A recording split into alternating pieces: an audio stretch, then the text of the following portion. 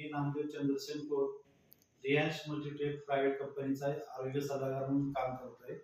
मी आज आलोय शांताराम भिकोईंगळे यांच्याकडे सासवडमध्ये त्यांना त्रिशूर सोसायटीमध्ये त्यांना आपण युरिनचा त्रास असल्यामुळे त्यांना आपण अमृत ज्यूस दिलं होतं। आज 2 महिन्यापूर्वी त्यांचे 4 बॉटल झालेल्या आहेत।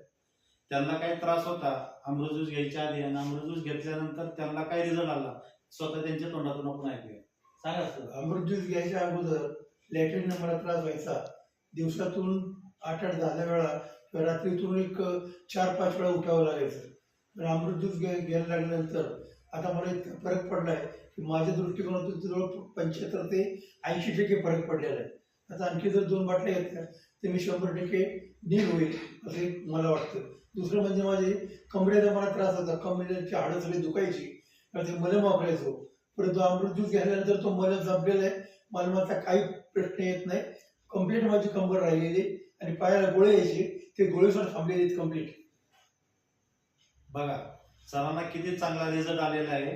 तर मला असं वाटतं की सर प्रत्येकाने अमृत ज्यूस घ्यायला पाहिजे, अमृत ज्यूस घेतलं पाहिजे, त्याचा खूप फायदा होईल आणि सगळ्या ह्याच्यावरती ते चालत असल्यामुळं लोकांनी त्याला प्रतिसाद द्यावा आणि ते घ्यावं असं माझं मत आहे। बघा आता त्यांचे 4 बॉटल झालेले आहेत। 4 बॉटलमध्ये त्यांना चांगला रिझल्ट आलेला आहे, 80% 75% रिझल्ट आलेला आहे। आणखी त्यांच्या 2 बॉटल शिल्लक आहेत, 100% त्यांना रिझल्ट येईल। हर रियाज गरगर रियाज। धन्यवाद।